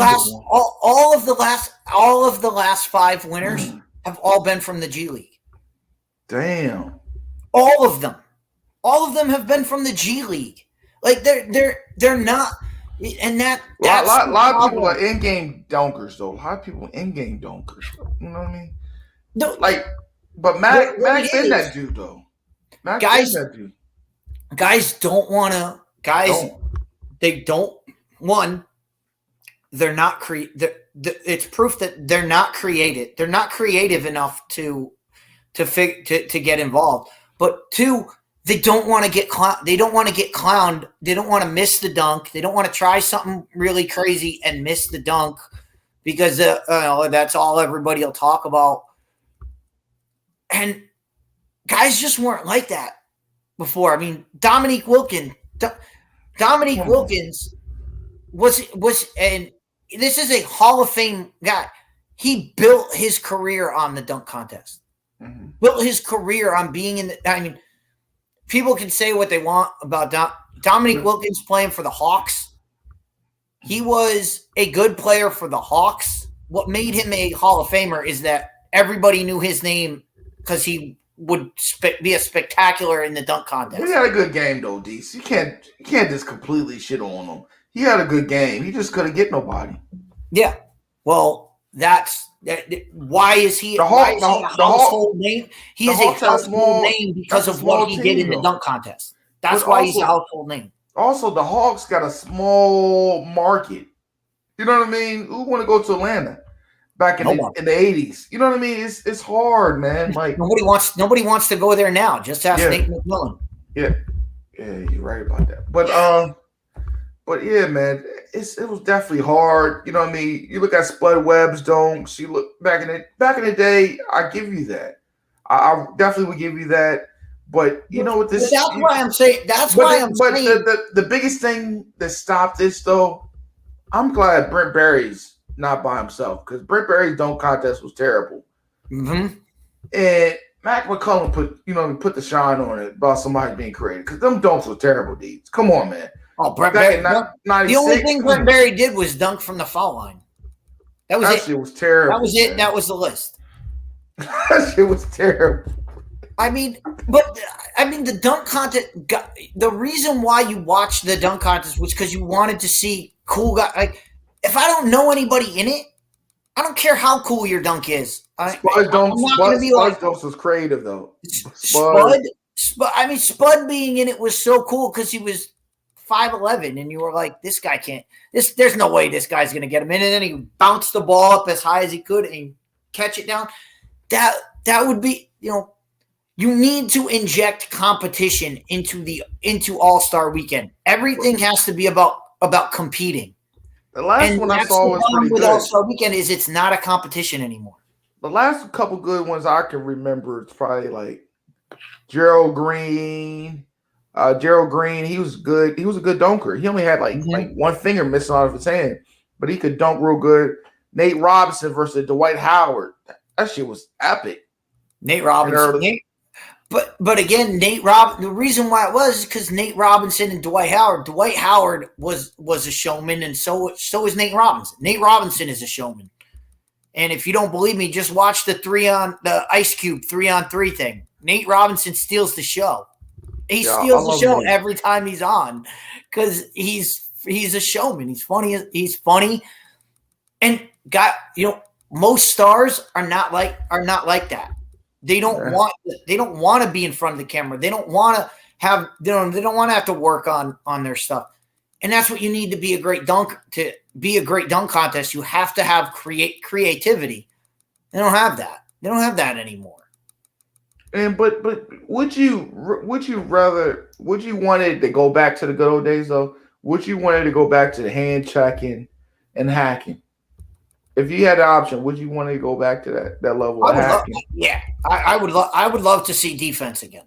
I would love to see defense. I love defense. I love watching guys play defense. I love, what's really gotten to me is I want them to just remove charging. Like, no, Deets. Look, I understand here's the kind of charge that I hate. When a guy just steps up and he expects to get a charge. Don't make that call. Don't make the call unless a guy is actually in a defensive position. Because if a guy's just when guys just stand there, I hate it. I'm like, that's not a charge. A charge is when you just run a guy over who's in your way, not a guy who steps into it. A guy who steps into it and puts his chest out, that guy's trying to make it a charge. That's not a charge to me. Hey, Deets, that's what I hate. I was a professional Shane Battier back in my day in rec league, so I got all the charges. So to take it out the game. He's the kid. Shane Battier is the king of that, and learned it from Coach K of how to do that. I hate watching that because you watch a guy cross somebody up at the top of the key.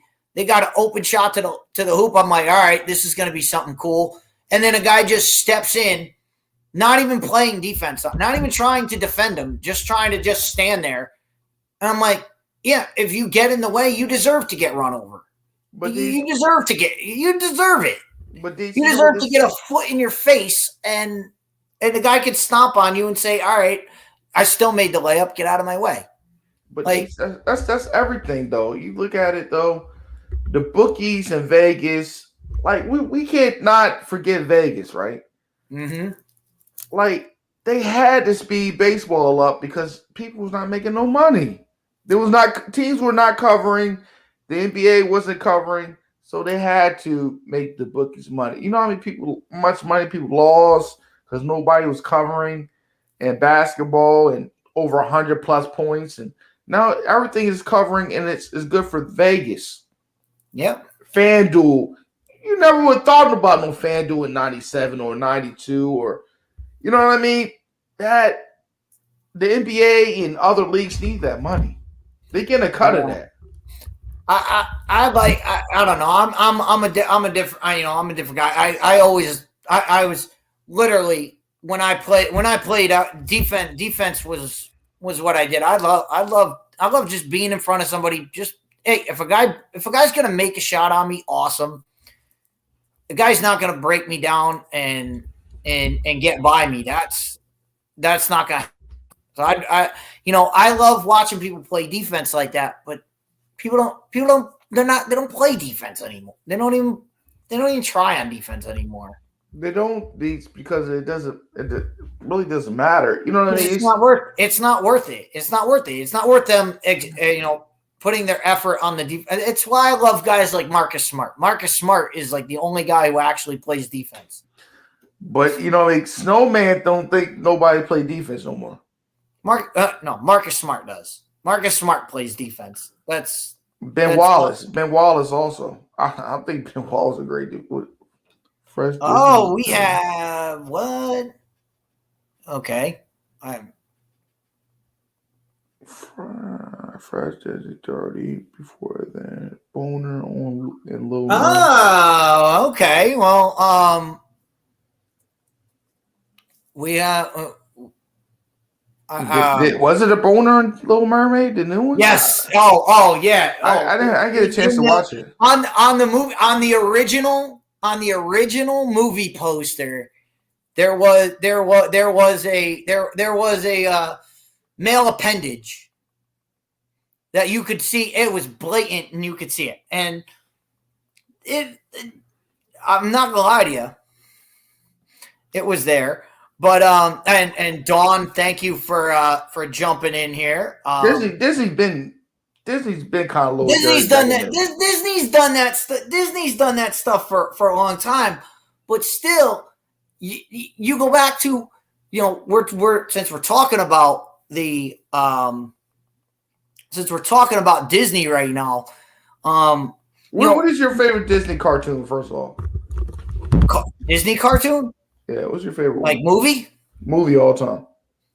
It's not even a question. It's in my top 5 of all time. Fievel, The Great American Tale. Fievel's hard, but I gotta go with Lion King, man. Lion King's always a good one. Lion King. Fox and the Hound. Fox and the Hound is definitely a good one. I like the original Robin Hood. The old cartoon. With the fox? Yes. Yeah, I've always been a Fievel. I've always been Great American Tale. Fievel Goes West. What about Jungle Book? Fievel is my favorite cartoon character of all time. I like Jungle Book original cartoon. Jungle Book? I can't go with the real stuff. It's not. Yeah. I mean, you were a Lion King fan, but.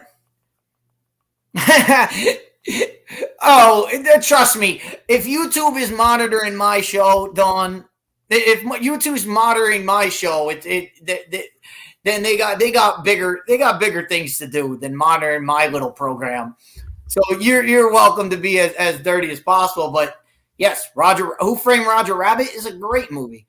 And make sure you hit the like and the subscribe button, Don. Though. Yeah, Don, definitely like and subscribe, and you're bringing up some good stuff here. And if you talk, Don, you talked about Ant-Man and the Wasp. If you want a full breakdown, click on my Ant-Man and the Wasp. We did it me and cousin Brianna did it last week. 2 hours worth. I went through 4 pages of notes on that god awful movie, and trust me, there's more to come. There's more to come on that. But back to Disney, back to the cartoon. Yeah, I still have the song. I still have the song. There Are No Cats in America. It's one of my favorite songs of all time. Yo, that was a good movie, man. You know what I like? Movie. You know what else I like though, man? You probably was a little older when that shit came out. Bug's Life. Bug's Life. That was that a Disney? I think that was Pixar. Oh, Pixar. Before they were bought out by Disney. Shit. What about Ants? Was that Pixar too? Yeah. A lot of them they all got mixed in together. Oh, Roger Rabbit. Yeah, she was Disney right bought there. but Disney bought out Pixar, and then they drove Pixar into the ground. Oh, Roger Rabbit. Yeah, that was definitely a dirty movie. That was definitely. I watched that shit. When I was a little kid, man. Everybody loves Jessica Rabbit. Come on. Yo, that shit was real graphic. That was like hentai before hentai. But you know, when we were kids, everybody's like, oh, I was talking about this is going to be one of my, like I mentioned before, with my new segment, and that I'm working on. I'm working on scripts right now for all my different segments. One of my segments is Disney before it was Disney. Disney when it was Disney. In the 90s, when you wanted a wholesome cartoon, when you wanted a wholesome movie, Rod, when you wanted something for your kids to watch, when your parents wanted something to watch for you, they would put on a Disney movie. Yeah. You can't even do that now. No, you can't put on a Disney movie. You're almost like, I was watching Shad from Night's Watch. He said, I won't put on a Disney movie for my kid unless I've seen it and I approve it. And that's what they've done. That's what's funny though? This, they're going to come out with, Tim Allen just said they're going to come out with Toy Story 5. Nobody's going to watch that. Nobody's going to let their kids watch that. It's nothing like the original. Has eroded all of their. It's nothing like the original though, man. Like all the ones they brought out, man, it's nothing like the original. I mean, when you come out with Buzz Lightyear, and I was one of those people. I was like, all right, Buzz Lightyear, a movie about Buzz Lightyear. This should be pretty cool. Then I saw the trailer, and I went, this ain't Buzz Lightyear. This is not funny. It has no inflection of what Buzz was in the comic. It had nothing to do with Buzz Lightyear. And then they snuck in all the social justice stuff that they snuck in there, and then they sneak in the gay kiss in there, and I'm like, this is not what this used to be about.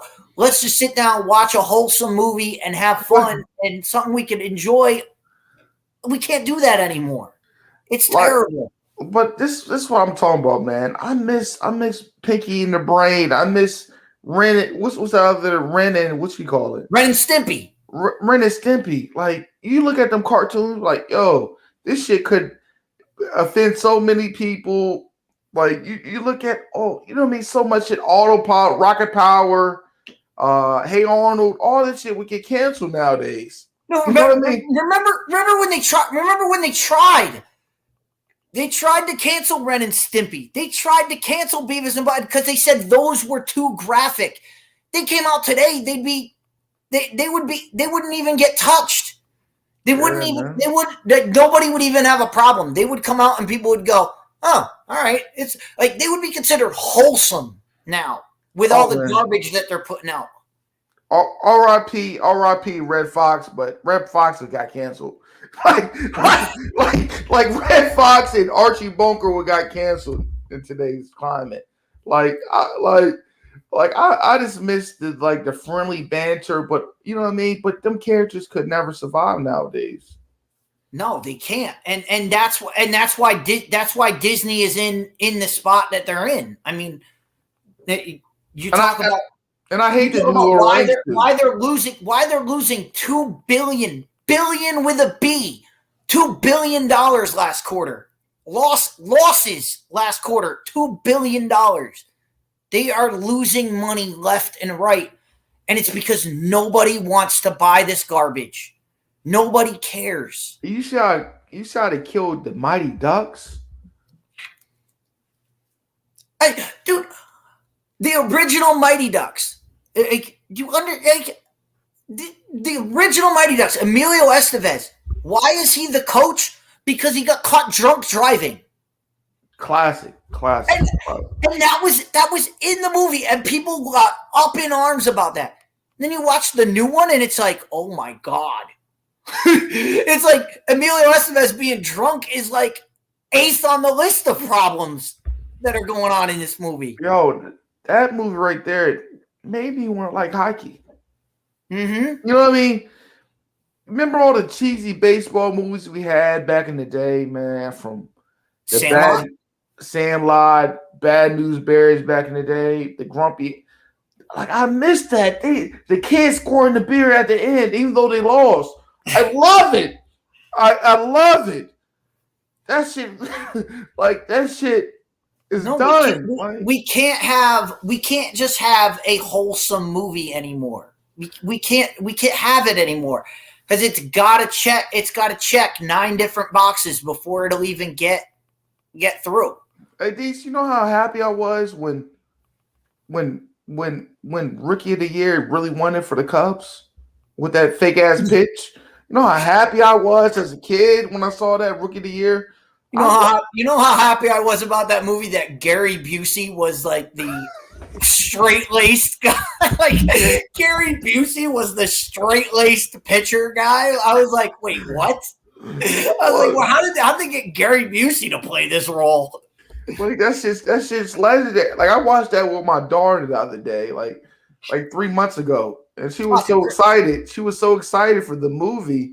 Like it was crazy. Like I said, hey, baby girl, I was watching this when I was a little kid. She was so excited, because it had so much magic. I watched The Sandlot with her. She was so happy about The Sandlot. I said, man, yeah. And just to hit the chat up a little bit, because Dawn is blowing us up. And Dawn, the Nelson Peltz takeover. Two things. If you want to get as much information as you can get on that, because I've watched Andre from Midnight's Edge he did a great breakdown of that, of Nelson Peltz trying to take over Disney, and the Drinker did another one. The Critical Drinker did a video on it, and it's scathing. I really hope Nelson Peltz, and yes, hashtag restore the magic. That's what they need. That's what they need. They need somebody in there that's going to say, get this garbage out. We need to bring people back to our parks. We need to get people back believing in our company again. Right now, nobody believes. And there's no more proof of this and this isn't Disney, but this is outside. The WB has come out and said, we want to make another Lord of the Rings, and everybody is like, no. You watched that new series? How are you going to ruin this one? You saw the new remake of that? The Rings of Power. The Rings of Power is one of the worst shows I've ever made. Oh my God, man! I watched a clip of that. Oh, I can't do that. It's unwatchable to watch. I mean, it's just an hour of garbage, and it's hour long, and you feel every minute of it. These, can you remember? Can you imagine them trying to do the Never Ending Story nowadays? How bad it would be. Oh my God, no! Never make that.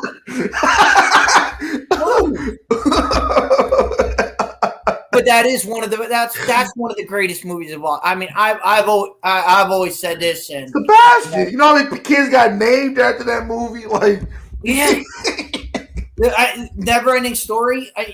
Could you imagine? Could you imagine them trying to remake Princess Bride right now? Oh. They would destroy that movie. Would get destroyed if Princess Bride came out. Look. Princess Bride is one of the greatest love stories of all time. Like one of the best date movies you can go to. Mm-hmm. They would destroy if that movie came out right now, it would get destroyed because Carrie Ells, the male character saves the female character. It would be the other way around. They would switch it to the other way around where somehow she saves him and she's the girl boss, and They would just mess the story up so bad that nobody would be able to watch it. But that's one of the greatest stories of all time, and you can't. They would destroy it somehow. Man, that's why I miss the good old days. I miss Indiana Jones. I don't like the new one. I'm not gonna watch the new one. No, I missed the old ones, man. I watched the extended trailer. I don't need to see any more of that. You know what I mean? I miss them old days, dudes. I miss Clint Eastwood. Hey, you feeling Lucky Punk? I miss them days, dudes. Although I know all the big wigs in Hollywood. I know they watch this show. So I'm gonna give you the answer to you want to do a remake from an old school program, and this is not even 80s. This is like 70s before that. You want to know a remake that would work right now? If you want to make money, you want to make bank, you want to sell this to Hollywood, you could do a remake of the Jetsons right now, and it would make so much money. Yo, you remember that terrible ass Flintstone movie? Yeah. With John Goodman? With John Goodman? Oh my God. And here's the thing. Again, the 90s put that out and they made 3 of them. Oh, that shit was a god-awful movie and they made 3 of them. Do you remember the Mario? Do you remember the Mario movie, Mario and Luigi movie of the 90s? Yep. John Leguizamo, and by the way, they got another Mario coming out. Mario is coming out, and I'm gonna take my son to that. I'm taking my son to that. The cartoon version. I think it'll be good. I think it'll be okay.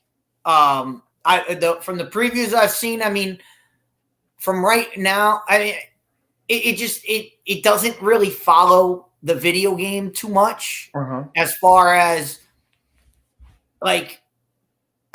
From what I've seen of it, and I saw an extended preview when I saw Ant-Man, they had like Princess Peach. In the video game, you were trying to save her. In this, she's like teaching Mario how to beat Bowser. I'm like, no, that's not. Mario gets involved in this because we gotta save her. We gotta save her from King Kong. But they can't do it. But they can't do that. They can't. Know why? You know why they can't do it. They can't have a man saving a woman anymore. That's just not that's not Hollywood anymore. It doesn't fit the modern audience.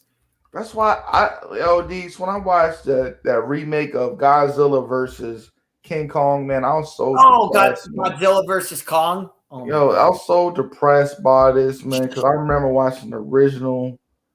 I remember watching the original Apes versus, the Ape movie, and that shit right there would never be able to be played on TV. No, no, because that's the other thing, and I want to touch on it, but. They would never allow that because they hate Charlton Heston. Why do they hate Charlton Heston? Because he's an NRA member. That's another thing I really hate, and I'm going to hate on a lot of audiences here.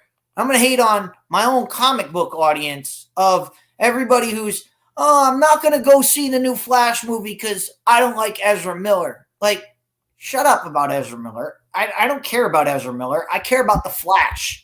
Okay, the Flashpoint, and I saw one guy. You know what I want? I do need story of this. He doesn't like Flashpoint. That's fine. You don't like the story, then don't go see the movie.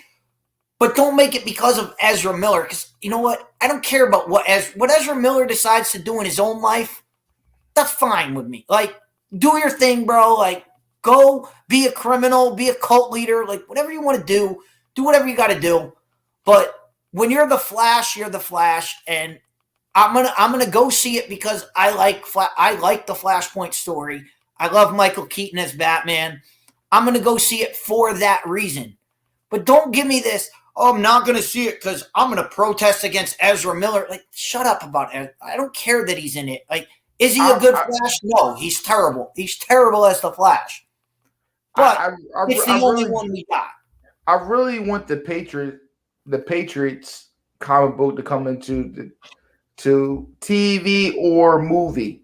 because I love the Patriot. Oh, I love the Patriot. the one with Oh wait, you mean the comic? Yeah, the comic. Yeah.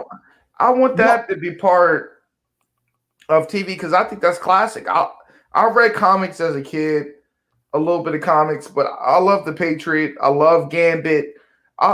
Why Gambit can't have a whole movie? I just don't understand. Do you remember? Why can't he have a whole movie? Why can't he even be in the movie? Like Exactly. Why can't he even be a part of the X-Men? Like that's the one thing about the X-Men franchise that I've always said. I'm like, where's Gambit? Gambit was cool. Why is he not in the movie? He's the easiest guy to do. All he does is all you need to do Gambit is a deck of cards, and he throws them in post. You just make him flash. He was cool. He was cool to me. Character to do. He definitely was cool to me. Doesn't make any sense. Like, why can't we have no Howard the Duck? Why can't we have this? Well, I mean, Howard the Duck is MCU canon. MCU canon. He's in Guardians. He's in the Guardians of the Galaxy. Why can't we not have Rocketeer? Remember I was talking to you about that? Yo, that was the coolest movie for me as a kid watching Rocketeer.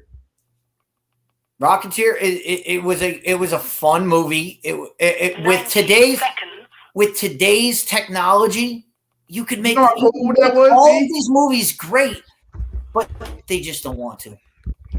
They don't want, and you're not going to see any of that. You're not going to see any of these male characters get their show remit. What? Why wouldn't you make the Rocketeer? Because there's not a strong woman in that. There's not a strong woman. You'd have to invent a strong woman, put her in the movie, and make Rocketeer a backup character in his own movie. 60 seconds. That's the way. That's the way Hollywood is going.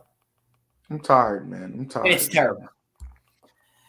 That being said, the Blog Talk lady is telling me it's time to go. My battery on my laptop is telling me it's time to go. And Don, make sure you hit that subscribe button. We're having too much fun here. And I want to thank Rod for coming on. I want to thank Cool McCain for coming on. And I want to thank Dawn for being in the chat. And I'm in talks. As I said, we're supposed to go Thursday night. And I'm going to try to go again Thursday night. Again, last time Saint got his significant other, his wife got COVID. So I'm not going to fault him for that, but we're going to hold off on bringing Saint onto the program. I'm hoping he'll be there on Thursday, but we'll be back Thursday. And Rod, I know you got something coming up on Monday. You want to tell the people what you got coming up Monday?